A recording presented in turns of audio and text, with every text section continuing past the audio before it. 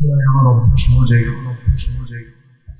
কোরআন কারীমের গুরুত্বপূর্ণ একটি সূরাতুত তাওবা থেকে একটি আয়াত আমি তেলাওয়াত দিয়ে শুরু করেছি। এই আয়াতকে সামনে রেখে কিছু কথা বলতে চাচ্ছি। ওয়ামা তাওফীকি ইল্লা বিল্লাহ আলাইহি তাওয়াক্কালতু ওয়া ইলাইহি উনীব। সেই মহান রবের প্রতি পূর্ণ ভরসা রেখে আসুন আমরা সোজা আলোচনার দিকে চলে যাই। কোনো আশঙ্কা নেই, কোনো টেনশন নেই, কোনো চিন্তার কারণ নেই। আমরা যা শুনবো, যা বলবো কোরআন থেকেই বলবো। জোরে বলি ইনশাআল্লাহ। সমস্যা হয় কেন জানেন? আমরা ভালো কেন জানেন? এই জন্য সমস্যা হয়। সমাজে সুদ আছে না নাই? কোরআনকে সুদ খেতে বলে? সমাজে মদ আছে না নাই? কোরআনকে মদ খেতে বলে? সমাজে জেনা আছে না নাই? কোরআনকে জেনা করতে বলে? আচ্ছা, সমাজে জুয়া আছে না নাই? কোরআনে জুয়া খেলতে বলে? তাহলে কোরআন থেকে কথা বললে তো গায়ে লাগে। এখন কি করবেন? কিন্তু কথা তো বলতেই হবে আমাকে। কথা বলার দায়িত্ব আছে না নাই? তাছাড়া আপনি আবার হাসরের ময়দানে আমার বিরুদ্ধে মামলা দিলেন। কমক বক্তা আসছিল, কিছুই কয় নাই। সেদিন তো মামলা থেকে আমি জামিন পাবো না। অতএব আল্লাহর আদালতে যেন কোনো মামলা না যায়, এই জন্য আমার মুখ থেকেও কিছু সহি কথা বের হওয়ার দরকার আছে না নাই? আসুন আমরা আলোচনার দিকে চলে যাই। কোরআন নাযিল করেছেন আজ থেকে ১৫০০ বছর আগে, কিন্তু আজ পর্যন্ত কেন কিয়ামত পর্যন্ত এই কিতাবের কোনো পরিবর্ধন, সংযোজন, সংকোচন কি হবে? হবে না। সূর্য যেমন আলো দিয়ে যাচ্ছে, কোরআন যদি কেউ মানে, কোরআনের উপকারিতা আছে না নাই? সূর্য যিনি বানিয়েছেন, চাঁদ যিনি বানিয়েছেন, কোরআন তিনি পাঠিয়েছেন। অতএব এই কিতাবের মধ্যে কোনো ভুল, কোনো সংশয়, কোনো জড়তা, যে নেবে এই কিতাব থেকে উপকার সেই পাবে। কবি কবিতা পাবে, সাহিত্যিক সাহিত্য পাবে, লেখক লেখা পাবে, চিকিৎসক চিকিৎসা পাবে, গবেষক গবেষণা পাবে, রাজনীতিবিদ রাজনীতি পাবে, প্রশাসনিক কর্মকর্তা প্রশাসন পাবে, ব্যাংকার ব্যাংক পাবে, অর্থনীতিবিদ অর্থনীতি পাবে। আচ্ছা, এরপরে রাষ্ট্রপতি রাষ্ট্রের নীতিগুলো পাবে, আইনজীবী আইন পাবে, বিচারপতি বিচার পাবে। অতএব এই কোরআন সব সেক্টরে, এই কোরআন চলতে পারে কি পারে না? শুধু কি নামাজের জন্য এত বড় কিতাব নাজিলের কোনো দরকার ছিল? কোরআন দিয়ে সব হবে। জেনে খুশি হবেন, নাসা মহাকাশ গবেষণা কেন্দ্র আমেরিকা, তারা যত কিতাবের গবেষণা করে এর মধ্যে ১ নম্বর তালিকায় স্থান হচ্ছে কোরআন কারীম। ওরা গবেষণা ঠিকই করে, আর আমরা গবেষণা কি করি জানেন? আমরা গবেষণা করি রসুল নূর নামাজ। আমাদের গবেষণার দৌড়ে পড়ছে, মানে কেসাল কেমনে লাগে, গন্ডগোল কেমনে লাগে। লম্বা টুপি গোল টুপি, এরপরে মিলাদ কিয়াম, ফরজ নামাজের পরে মোনাজাত, এরপরে হলো ৩ রাকাত ১ রাকাত, ৮ রাকাত ২০ রাকাত। এই তো কমন বিষয়গুলো। এগুলো কি কোনো গুরুত্বপূর্ণ বিষয় বলেন তো? সবচেয়ে বড় বিষয় হলো আজকে ১৮০ কোটি মুসলমানের মূল কোনো গার্জিয়ান নাই। গোটা পৃথিবীর প্রত্যেকটা জায়গায় সবচেয়ে বেশি মার খাচ্ছে কারা? বলেন, কারা মার খায়? কেন? আমরা কি এক হতে পেরেছি? আমরা তো এক হতে পারি নাই। অথচ আল্লাহ আমাদের এক, নবী আমাদের এক, কোরআন আমাদের এক, সব কিছুই ছিল, কিন্তু আমরা এক হতে পারি নাই।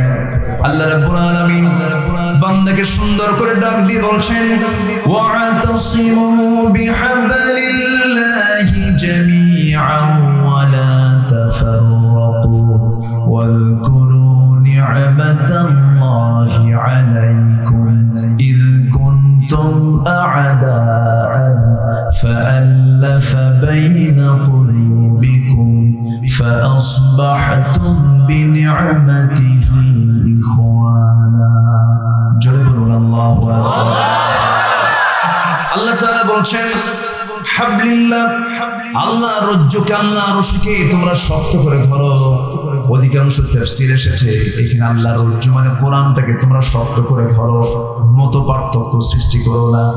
আল্লাহর এক জায়গায় বলছেন, ইন্নামাল মুমিনুনা ইখওয়া, فأصلحوا بين أخويكم واتقوا الله جل الله মুমিনরা হলো পরস্পর ভাই ভাই দ্বন্দ্ব লাগানো যাবে না, সংঘাত লাগানো যাবে না, একে অপরের মামলা করা যাবে না, রক্তপাত করা যাবে না, ভ্রাতৃত্বের বন্ধন অটুট করতে হবে, মহব্বত বাড়াতে হবে। আল্লাহ তাআলা বলছেন ঈমানদাররা কেমন হবে? আশিদ্দাউ আলাল কুফফারি রুহামাউ বাইনাহুম তারাহুম রুকআন সুজদান ইয়াবতাগুনা ফাদলান মিনাল্লাহি ওয়া রিদওয়ানা জাল্লাল্লাহু কাফিরদের ব্যাপারে খুব কঠোর হবে, কিন্তু মুমিন পরস্পর তারা রহম দিল হয়ে যাবে। সাহাবে কেরামদের মধ্যে সেই ভ্রাতৃত্ব ছিল কি ছিল না? এই জন্যই তারা বিজয় টানতে পেরেছিলেন। ভ্রাতৃত্ব না আসা পর্যন্ত, সংঘাত পরস্পর না বন্ধ করা পর্যন্ত, কিলাকিলি না বন্ধ করা পর্যন্ত মুসলমানদের কোনো বিজয় আসবে না। আমরা এক হব, জোরে বলি ইনশাআল্লাহ। মসজিদে কোনো গন্ডগোল আছে নাকি? এক ইমাম নামাজ পড়ায়, পিছনে মুসল্লি নামাজ পড়ে, কোনো গন্ডগোল আছে নাকি? কমিটি নিয়ে থাকতে পারে, ওইদিকে যান কেন? এখন তো মসজিদে দখল হয়ে গেছে। সভাপতি হলো বিশিষ্ট সুদখোর, সেক্রেটারি বিশিষ্ট মদখোর, আর যে ক্যাশিয়ার সে গাঁজা খেয়ে সিট হয়ে পড়ে থাকে। আছে না নয়? এটা তো আছে, এই সমস্যা তো আছে, কিন্তু নামাজ যখন শুরু হয় সেই জায়গায় কি কোনো প্রবলেম আছে? এক ইমাম, সবাই কাতারে কাতারে দাঁড়ায় গেছে। নামাজ কি শিখায়? মারামারি না মোহাম্মত? কি শিখায়?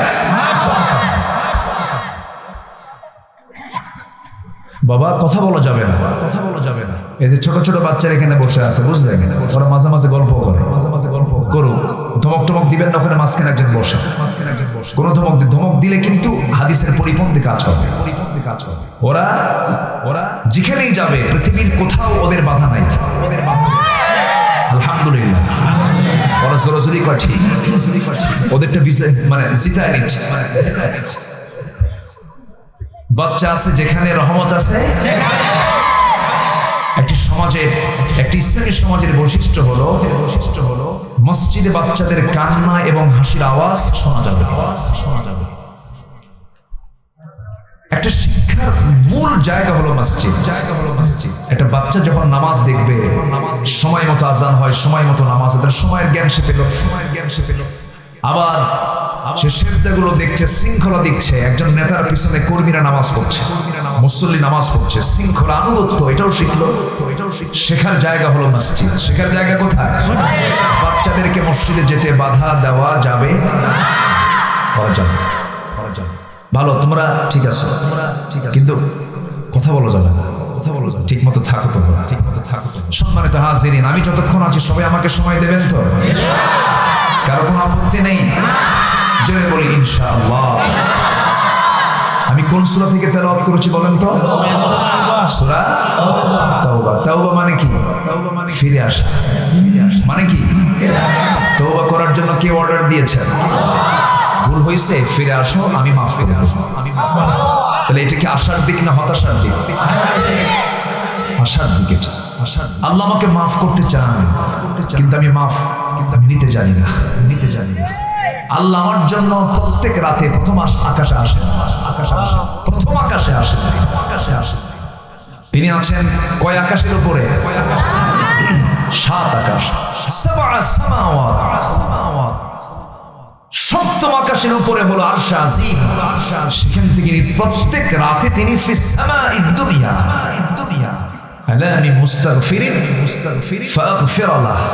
কোন ক্ষমা প্রার্থী আছো? আমি এসেছি প্রথম আসমানে, ক্ষমা চাও, মাফ করে দেব। ক্ষমা করার জন্য প্রস্তুত কে আছে? আমরা কি প্রস্তুত আছি? বাবা তোমরা একটু আওয়াজ কম দাও। ওরা কম্পিটিশন আছে, কিন্তু কে জোরে বলতে পারে। ওদের তাল ঠিক নাই, কিন্তু ঠিক রাখো আব্বা, সম্মানিত ভাইরা। তাহলে হাদিস আসছে যখন কোনো বান্দা এক হাত আল্লাহর দিকে যায়, আল্লাহ তার দিকে 10 হাত আগান। যখন হেঁটে হেঁটে যায় বান্দা, তখন আল্লাহ তার দিকে দৌড়ে দৌড়ে আসে। তাহলে মাফ করার জন্য ব্যস্ত বেশি কে? কে বেশি ব্যস্ত? আল্লাহ বেশি ব্যস্ত হয়ে পড়ে। বান্দা যখন ওযু বানায়, ওযু বানানোর সঙ্গে সঙ্গে হাত যখন ধৌত করে, হাতের সগরা গুনাহগুলো মাফ হয়ে যায়। মুখমণ্ডল যখন ধৌত করে, মুখের সগরা গুনাহগুলো মাফ হয়ে যায়। যখন দুইটা হাত ধৌত করে, মাথা যখন মাসে করে, মাথার সগরা গুনাহগুলো মাফ হয়ে যায়। দুইটা পা ধৌত করার সঙ্গে সঙ্গে পায়ের সগরা গুনাহগুলো মাফ হয়ে যায়। বান্দা যখন হেঁটে হেঁটে মসজিদের দিকে রওনা দেয়, প্রত্যেকটা কদমে কদমে একটা করে নেকি লেখা শুরু হয়ে যায়। বান্দা যখন নামাজে দাঁড়ায়, আল্লাহ বান্দার সামনে দাঁড়ায় যায়। সূরা ফাতিহা পড়ে, আলহামদুলিল্লাহি রাব্বিল আলামিন। আল্লাহর সঙ্গে সঙ্গে আয়াত শেষ হওয়ার সাথে সাথে জবাব দেন হামিদানি আবদি আর রহমানির রহিম। আল্লাহ বলেন মাজ্জাদানি আবদি আসনা আলাইহি আবদি মালিকি ইয়াউমিদ্দিন। আল্লাহ বলেন মাজ্জাদানি আবদি। ইয়াকা না'বুদু ওয়া ইয়াকা নাস্তাঈন। আল্লাহ বলেন বান্দারে হাদা বাইনি ওয়া বাইনি আবদি। বান্দা তুই আমার কাছে কি চাস? প্রাণ করেছে ইহদিনাস সিরাতাল মুস্তাকিম থেকে শুরু করে নিয়লাদ দালিম পর্যন্ত যখন বান্দা বলে, আল্লাহ বলেন বান্দারে নামাজের মধ্যে এতক্ষণ ধরে যা যা চাইলি সমস্ত চাওয়া কবুল করে নিলাম। আর কি চাস বল? বান্দা যখন রুকুতে যায়, আল্লাহ তখন অস্থির হয়ে যায়। বান্দা যখন রব্বানা লাকাল হামদ হামদান কাসীরান তাইয়িবান মুবারাকান ফি বলে যখন সিজদার দিকে আস্তে আস্তে যেতে নেয়, আল্লাহ সেই সময় ফেরেশতা কুলকে ডাক দিয়ে বলেন ফেরেশতারা দেখ বান্দা তার মস্তকটা কোথায় লুটিয়ে দেয়। বান্দা আমার কাছে সিজদা দিচ্ছে, আমাকে দেখলো না, রাসূলকে দেখলো না, জান্নাত দেখলো না, জাহান্নাম দেখলো না। এই সমস্ত বান্দার সমস্ত গুনাহগুলো মাফ করে জান্নাতের বাজেট পাস করে নিলাম। আল্লাহ তোমাকে মাফ করে দিবেন, কিন্তু আমি তো মাফ চাইতে জানি না। মাফ চাইতে হবে আল্লাহর কাছে, কিন্তু তওবা করার কিছু শর্ত আছে। শর্ত পূরণ না হলে পরে তওবা কবুল হবে না। নাম্বার 1 হলো তওবা করব একমাত্র কার কাছে? নাম্বার 2 যে গুনাহ করেছে তার জন্য অনুতপ্ত হতে হবে। নাম্বার 3 জীবনে যে পাপটা করেছে এই পাপটার জীবনে করব না, এই মরমে সিদ্ধান্ত চূড়ান্ত করতে হবে। নাম্বার 4 আল্লাহ যাবতীয় কোনো কবিরা গুনাহ ইচ্ছাকৃতভাবে জীবনে করব না। নাম্বার 5 বান্দার হক যদি মেরে খাও, বান্দার হক ফেরত দিয়া তওবা করলে আল্লাহ তওবা কবুল করে নেবেন। শর্ত কয়টা? 5টা। বান্দার হক নষ্ট করে ফেলেছি আমি, কখনো মাফ হবে না। বোনের সম্পত্তি মেরে খাওয়া ভাই মনে হয় বাঞ্চারামপুরে নাই, আছে? আমি কিন্তু গোড়ায় হাত দিচ্ছি। রাগ করা যাবে না ভাইরে। আমাদের একটু সতর্ক করে দেওয়ার দায়িত্ব আছে না নেই বলেন? বোনের সম্পত্তি মেরে খাওয়া ভাই বহু আছে। বহু বোন আমাদের কাছে চিঠি লেখেন, মঞ্চে চিঠি পাঠায় দেন, হুজুর আব্বা মারা গেছে কতদিন আগে। ভাইরা সম্পত্তিগুলো বুঝে দেয় না, চক্ষু লজ্জায় বলতে পারি না। এক যুগ হয়ে যায়, হজ করে আসছে ভাইয়েরা, ছেলে মেয়েদের বিয়েও দিয়েছে, সব কিছু হয়ে গেছে। বোনকে কোন দিন দেবে? বোনকে দেয় না। উল্টা আরো করে কি, মাঝে মাঝে বন্ধের বছরে 2-3 বার দাওয়াত দেয়। দাওয়াত দিয়ে নিয়ে এসে খাওয়ায় পাম পট্টি দিয়ে পাশে বসায় বলে বোন শোনো, অংশ নিলে কিন্তু ধ্বংস হয়। দেখছেন কি অবস্থা? আছে নাকি বলে? এদিকে কোরআন থেকে ওয়াজ না শয়তান থেকে ওয়াজ? আছে, এগুলো আছে। আজকে সূরার নাম তওবা, কিন্তু তওবা তো কবুল হবে না।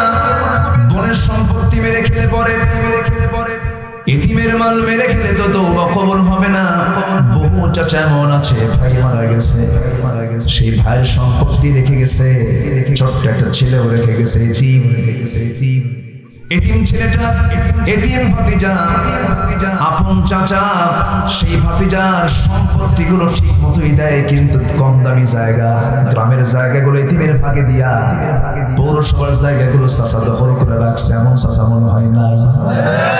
আসতে বলবেন না, আছে না নাই? এখন বলতে গেলে তুমি সব লেগে যাবে, বোঝেন না? লেগে যাবে, বোঝেন না? লাগলে তো উপায় নাই, লাগলে তো উপায় নাই।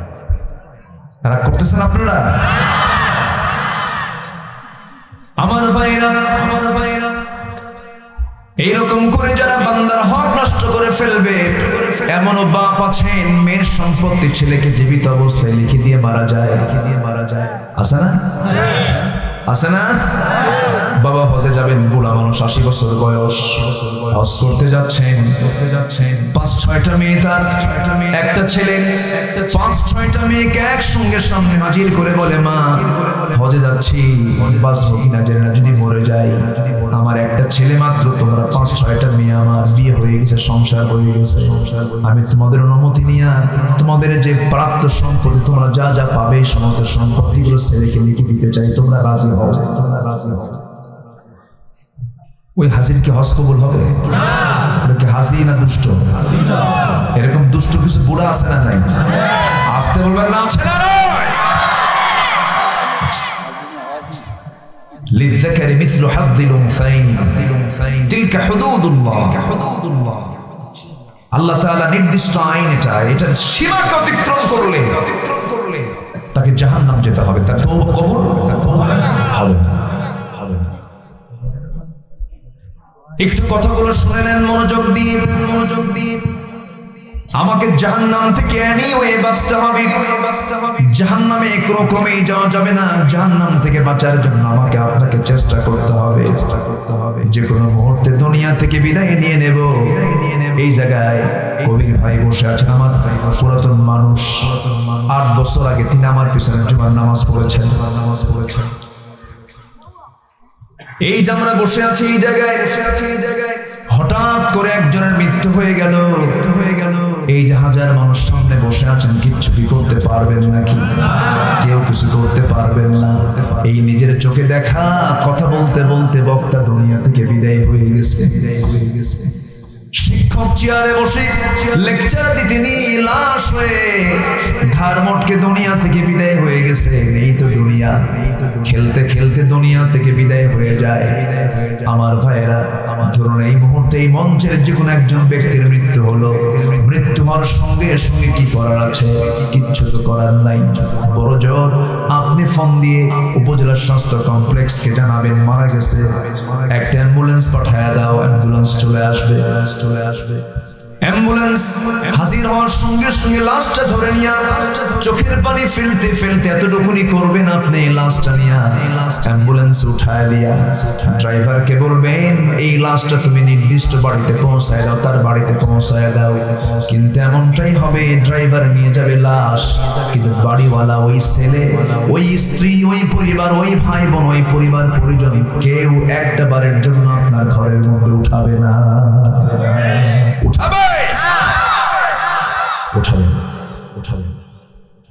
পাষাণের মতো লাশটা বের করে নিয়ে অ্যাম্বুলেন্স থেকে ঘরের কোনায় চাদর মুড়ি দিয়া নিথর দেহ চকিতে ফেলে দেবে। গরম পানির গোসলটা হয়ে যাবে, মাথায় বাঁধন, পায়ে বাঁধন দিয়ে দেবে। দেহটাকে এইরকম করে মাথায় পায়ে একটা বাঁধন দিয়ে দেবে। বাঁধনটা দিয়া সামনে নিথর দেহ সামনে রাখবে। সবাই হাজির হয়ে যাবে। কাফনের কাপড় পরায়া দিয়া লোকজন চলে আসবে, এলান হয়ে যাবে, জানাজা সম্পূর্ণ হয়ে যাবে। টেনে হেঁচড়ে নিয়ে যাবে, কবরের দিকে নিয়ে যাবে, কবরে শোয়া দেবে, বাঁশ চাপা দেবে, মাটি চাপা দেবে। ওই যে বিদায় দিয়ে আসলো আত্মীয় স্বজন, দিন শেষে কেউ নাই, দিন শেষে আমার একমাত্র কেবলমাত্র শুধুমাত্র বন্ধু আমার কে? জোরে বলুন কে? আল্লাহ আলোচ্য আয়াতে বলছেন, তোমাদের 8টা ভালোবাসার চাইতে আমার প্রতি বেশি ভালোবাসা আমি পেতে চাই। কার কথা? আসতে বলবেন না কার কথা? আল্লাহ রাব্বুল আলামিন সূরা তাওবার ভিতরে বলছেন, কুল ইন কানা আবাউকুম ওয়া আবনাউকুম ওয়া ইখওয়ানুকুম ওয়া আজওয়াজুকুম ওয়া আশীরাতুকুম ওয়া আমওয়ালুন ইqtaraftumuha ওয়া তিজারাতুন তাখশাউনা কাসাদাহা ওয়া মাসাকিন তারদাউনাহা আহাব্বা ইলাইকুম মিনাল্লাহি ওয়া রাসূলিহি ওয়া জিহাদিন ফি সাবিলিহি ফাতারাব্বাসু হাত্তা ইয়াতিয়াল্লাহু বিআমরিহি ওয়াল্লাহু লা ইয়াহদিল কওমান ফাসিকিন। জোরে বলুন আল্লাহু আকবার, আরো জোরে বলুন আল্লাহু আকবার। আল্লাহ রাব্বুল আলামিন বলেন, হে রাসূল আপনি সবাইকে জানিয়ে দেন, তোমাদের বাবা, তোমাদের ছেলে, তোমাদের ভাই, তোমাদের স্ত্রী, তোমাদের আত্মীয় স্বজন, তোমাদের মাল, তোমাদের ব্যবসা, তোমাদের পছন্দের প্রিয় ঘর, এই 8টা জিনিসের চাইতে যদি 3টা ভালোবাসা বেশি না হয়, 1 নাম্বার হলো কে? আসতে বলবেন না কে? আল্লাহ। আমাকে বানিয়েছেন কে? আমাকে চালান কে? আমাকে খাওয়ান কে? আমাকে দেখেন কে? আমার কিডনি চালান কে? আমার লাংসটা চালান কে? আমার নাকের অক্সিজেন সরবরাহ করেন কে? সূর্যের তাপটা দেন কে? সব কার অবদান? মার পেটে ছিলাম কয় মাস? এখন তো 10 মাস থাকা লাগে না, 10 মাস থাকা লাগে না। এখন পেটের মধ্যে আন্দোলন শুরু হবে, কি দুনিয়া যেতে আর দেরি করবো না, হায়াত এমনি কম, 6 মাসই আসতে চেষ্টা করো। এই বাচ্চাদের মধ্যে একটু বসোটাই, ওখানে বসো একজন, ওরা খুব গুতাগুতি করতেছে। ওদের শুক্রবারের নামাজ পড়া দেখছেন? সবার শেষে ওরা দাঁড়ায়, একজন সাথে যায় আরেকজন পিছনে দিত, ওরা কয় ঠিক। এই ওখানে বসো তো, ওরা যেন কোনো কথা না বলে, একটু খেয়াল করো। আমার নবীজি এরকম করে মজা করতেন বাচ্চাদের সাথে। আমার নবীজি ইমাম হুসাইনকে এত সময় দিয়েছেন। আম্মা জান আয়েশা করেন, যে আমার কাছে মনে হতো আমার চেয়ে যেন রাসূল হুসাইনকে বেশি সময় দিয়েছেন। আলহামদুলিল্লাহ। রাসূল বাচ্চাদের নবী ছিলেন, বাচ্চারা খেলাধুলা ছেড়ে দিয়ে রাসূলের সঙ্গে বসে থাকতেন। শিশু প্রিয় রাসূল, শিশু বান্ধব ছিলেন। শিশুরা রাসূলকে দেখে ভয় পায় না। কিছু নানা আছে, নানাকে দেখলি ভয় করে, এরকম নানা কিছু আছে না? খালি চোখ গরম করে আর লাঠি দেখায়। নাতিরাও মনে মনে দোয়া করে, বুড়া মরবি কোনদিন কুলখানি খাবে। আমার নবীজি এরকম ছিলেন। আমার নবীজি একদম মিশুক ছিলেন, সবার সঙ্গে কথা বলতেন। অবাল বৃদ্ধ বনিতা সবাই রাসূলের সামনে এসে জায়গা পেতেন। সুবহানাল্লাহ। আমার নবীজি ইমাম হুসাইনকে নিয়ে কোলের মধ্যে বসে আছেন মসজিদে নববীর ভিতরে। বাবে জিবরিল দিয়ে জিবরাইল আলাইহিস সালাম ওহী নিয়ে নবীর সামনে এসে বসে আছেন, অথচ রাসূল গল্প করছেন ইমাম হুসাইনের সাথে, কোলে নিয়ে বসে আছেন, কিছু বলতেছেন না। তো বলতেছেন, না দেখো তো আমার সামনে কে এসে বসলো, তুমি তাকে চিনো? না এই লোকটা মাঝে মাঝে আপনার কাছে আসে, কিন্তু সব সাহাবীর মতো এই সাহাবীটা কেমন যেন একটু ভিন্ন টাইপের, চেহারা সুন্দর কিন্তু একটু কৃপণ সাইজের। কেন? হাতে কিছু নিয়ে আসে না। নবীর কাছে যদি কেউ আসতো তো কেউ খেজুর, কেউ আঙ্গুর, কেউ উটের দুধ, একটুর গোশত হাদিয়া তোহফা নিয়ে আসতো। আহলে সুফার সদস্যরা না খেয়ে থাকতো, উপকার। কিন্তু না এই লোকটা মাঝে মাঝে আসে, খালি হাতে আসে, শুধু আসে আর যায়। একটু কৃপণ সাইজ মনে হলো। তাহলে ছোট বাচ্চারা মেহমানের কিসের দিকে চেয়ে থাকে? হাতের দিকে। আমার নবীজি মুস্কি হাসি মারলেন। জিবরাইলকে চোখের ভাষায় জবাব দিচ্ছেন। জিবরাইল আমিন চোখ মেরে আছেন। আমার নবী ওহির কর্মকাণ্ড ব্যস্ত হয়ে না পড়ে বাচ্চাকে নিয়ে ব্যস্ত হয়ে পড়েছে। এমন সময় আল্লাহ বলছেন, ও জিবরাইল পকেটের মধ্যে হাত দিয়ে দেখো, তোমার পকেটের মধ্যে জান্নাতের আঙ্গুরের ছড়া ঢুকানো হয়েছে।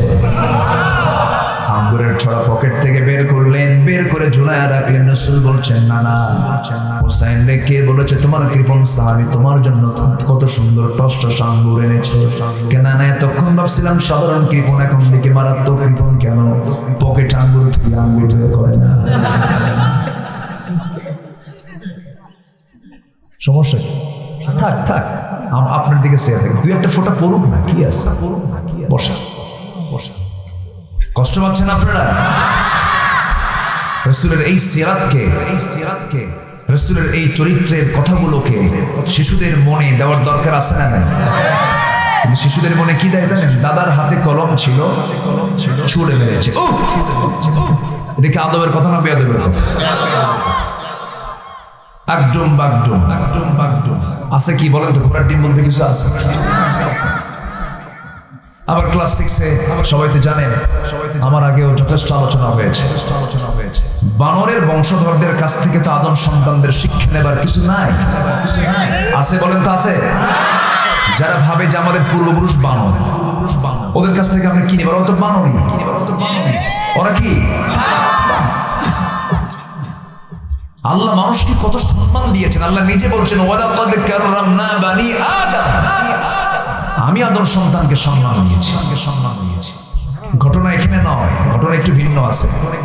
আল্লাহ তাআলা বনি ইসরাঈলের একটা অবাধ্যতার কারণে, শনিবারের বিধানকে লঙ্ঘন করার কারণে আল্লাহ তাআলা কতিপয় কিছু ব্যক্তিকে কুনু কিরাদাতান খাসিইন ওয়ালাকাদ আলিমতুমুল্লাযীনা আতাদাউ মিনকুম ফিস সাবতি ফাকুলনা লাহু কুনু কিরাদাতান খাসিইন, তারা তাদের চেহারাকে আল্লাহ তাআলা বিকৃত করে বানর বানায় দিয়েছে। এটা কতিপয় ব্যক্তির পানিশমেন্ট। এটা কি পানিশমেন্ট?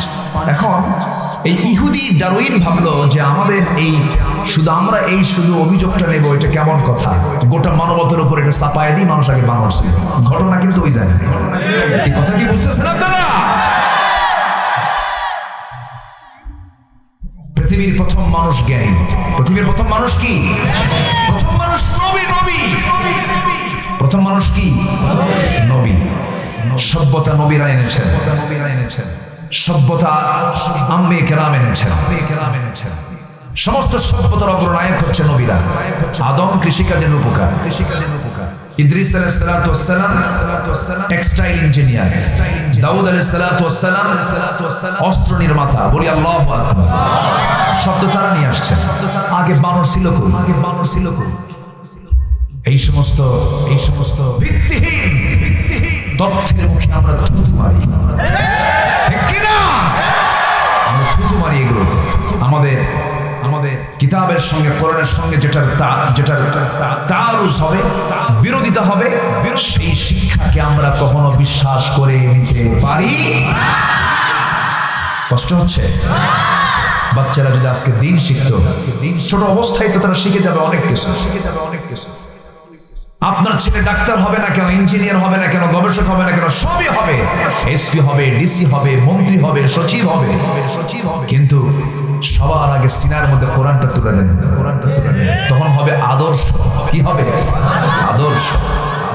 আপনার উপকার হবে। আপনার বাবা বুড়া বয়সে আদর্শ সন্তান হওয়ার কারণে আপনি খেদমত পাবেন, নচেত আপনার বৃদ্ধাশ্রমে যাওয়ার সম্ভাবনা আছে, ঠিক কি না? হ্যাঁ, আমার ভাইয়েরা, এই বাচ্চাগুলোকে রাসূলের সুন্নাহগুলো শিখায় দিলে কতই না ভালো হতো। গ্রামের মানুষ শীতকালে পাতিলের নিচে যদি কোনো ভাত বেঁচে যায়, পোড়া ভাতগুলো সকালবেলা সুন্দর করে পাকা মরিচ দিয়ে, শুকনা মরিচ দিয়ে ডলে ডলে খায় না? ওটাকে কি ভাত বলে? পানি ছাড়া কড়কড়া। হ্যাঁ, লাইনে আসছে কথা। কড়কড়া ভাত বলে না?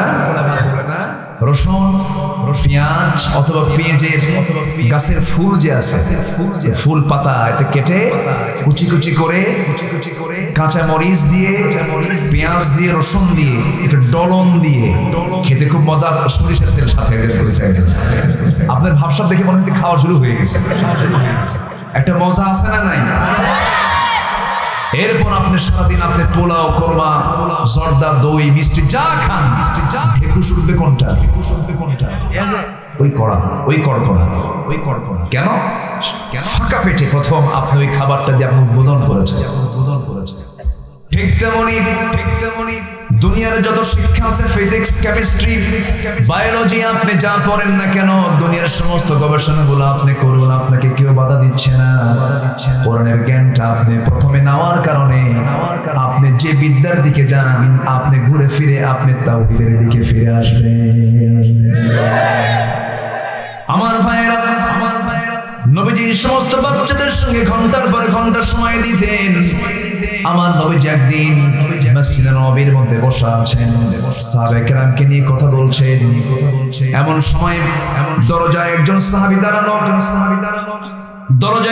সাহাবী সামনে হোসাইন দাঁড়ায় গেছেন হোসাইন বলছেন চাচা দরজা খুলে দেন আমি নানার সঙ্গে দেখা করার জন্য যাব সঙ্গে সঙ্গে বলছে না এখন যাওয়া যাবে না কেন নবীজি গুরুত্বপূর্ণ বয়ানে ব্যস্ত আছেন চোখটা তার লাল হয়ে গেছে খেপে গেছেন বলতেছে ও চাচা তোমরা যে নবীর কথা সামনে বসে বসে শোনো আমার কি দাম তার চাইতে কম নাকি আমি হোসাইন তোমাদের নবীর চাইতে আমি 1000 গুণ বড় আল্লাহু আকবার বলবেন না ধমক একটা মেরে দিস এক ধমকে রাস্তা ক্লিয়ার এই কি হলো তোমাদের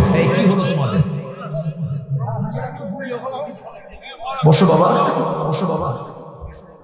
আমার দিকে তাকা এক ধমকে রাস্তা ক্লিয়ার ছোট্ট শিশু হুসাইন 7 থেকে 8 বছর বয়স নবীর সামনে এসে দাঁড়ায় গেছে মুখে কোনো হাসি নাই রাসূল বললেন না তোমার মুখে হাসি নাই কেন কি হয়েছে না আমি আজকে বেশি সময় তোমাকে দেব না আমি কিছু বিচার চাইতে আসছি কেন আমার কি কোনো দাম নাই রাস্তা আটকে রাখলো আমি আসতে পারি না আমার কি দাম কম নাকি তো না আমি তোমার চেয়ে বড় তো রাসূল বলেন তুমি আমার চেয়ে বড় কেমনে তুমি আমার নাতি তো আমি তোমার চেয়ে বয়সে বড় আমি তোমার নানা হই তুমি আমার চাইতে কেমনে বড় না কেমনে বড় তোমার চাইতে আমি বুঝায় দেব তুমি কি শুনবা না শুনবো তাহলে তোমার সব সাহাবী কাকে ডাকো সব সাহাবীকে ডেকে নিলে আমার নবীজি বললেন না কি বলবে বলো এবার বলছেন না আমি তোমার কোন জায়গায় বসতে সবচেয়ে বেশি ভালোবাসি তোমার কোন জায়গায় আমি বসে থাকি সাধারণত বলো তুমি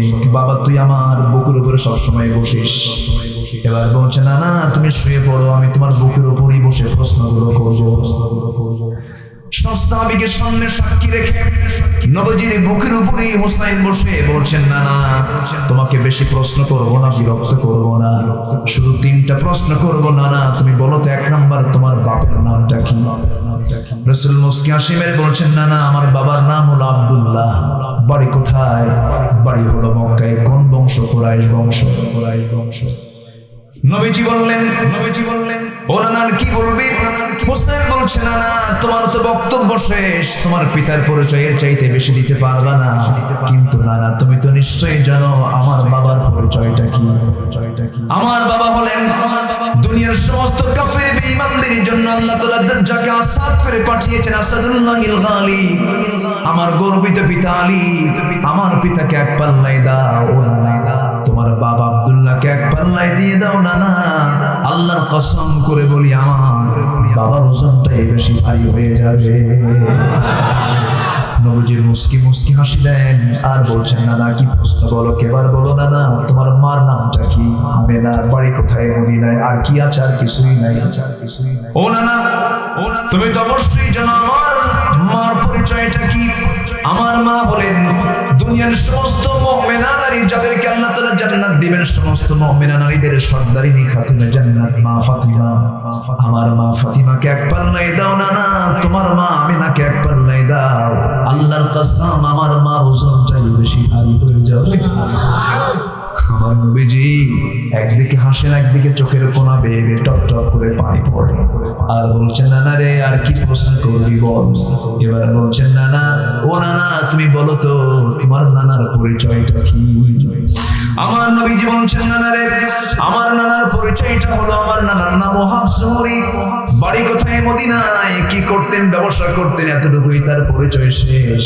ও নানা তুমি তো নিশ্চয়ই জানো আমার নানার পরিচয়টা কি আমার নানাটা কি আমার কি কোনো দাম নাই আমার নানা কি যে আল্লাহ তাআলা তার নিজের পরিচয় দিয়েছেন আলহামদুলিল্লাহি রাব্বিল আলামিন, আর সেই আল্লাহ তাআলা নবীর তার বান্দার পরিচয়টা দিয়েছেন ওমা আরসালনাকা ইল্লা রাহমাতাল লিল আলামিন।